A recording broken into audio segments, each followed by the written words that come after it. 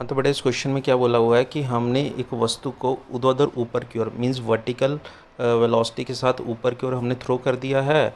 तो किसी point P पर है ना, ऊपर जा रहा है तो कोई डिस्टेंस कवर कर ली इसने, तो किसी पॉइंट पी पे इसकी पोटेंशियल एनर्जी और काइनेटिक एनर्जी बेटा क्या है, सेम है। अब उसने बोला कि अगर मैं उसी बॉडी को डबल वेग है ना, दोहरे वेग के साथ डबल वेलोसिटी के साथ अगर ऊपर फेंकूँ तो भाई अगर वो उसी पॉइंट पे फिर से पहुंच जाए तो उस पॉइंट पे उसकी पोटेंशियल एनर्जी और काइनेटिक एनर्जी का रेशियो कितना होगा ना। तो फर्स्ट केस की बात करते हैं हम ना बेटा। फर्स्ट केस में मान लेते हैं ये हमने एक बॉल को वी वेलोसिटी से ऊपर थ्रो कर दिया ना, थ्रो कर दिया तो मान लेते हैं ये कहीं यहाँ पहुँच गया पी पॉइंट पे ना।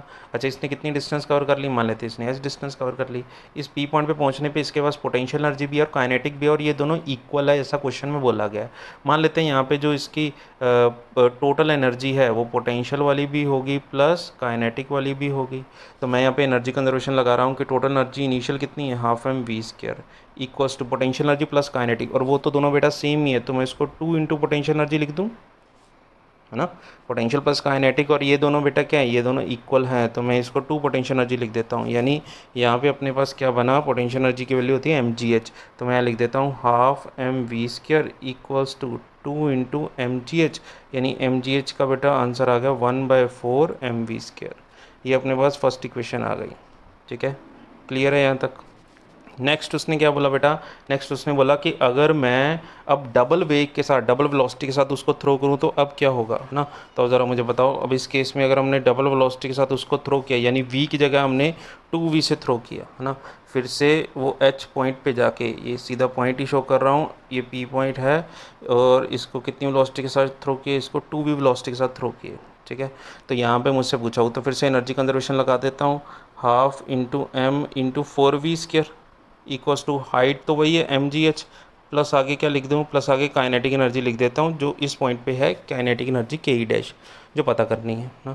अब एम जी एच की वैल्यू ना बेटा, हम यहाँ पे एम जी एच की वैल्यू पुट कर देते हैं। ये तो बनेगा अपने पास 2 एम वी स्क्वायर और एम जी एच की वैल्यू हमने अभी अभी लिखी है हाफ 1/4 एम वी स्क्वायर, तो minus 1/4 M V square equals to kinetic energy dash.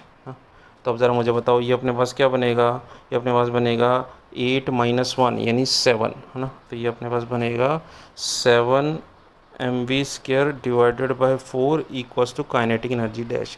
तो बेटा ये नए वाले पी पॉइंट पे अपने पास काइनेटिक एनर्जी आ चुकी है, potential energy M G H है, हमें दोनों का रेशो पता करना है। तो एम जी एच तो बेटा, तो मैं यहाँ पे लिख रहा हूँ potential energy divided by kinetic energy. Potential energy है M G H upon kinetic energy कितनी है 7/4 एम वी स्क्र ना। अब एम जी एच तो एक्चुअली में क्या है, ये तो 1/4 एम वी स्क्र है बेटा, 1/4 एम वी स्क्र। तो 1/4 M V square 1/4 M V square cancel out हो जाएगा।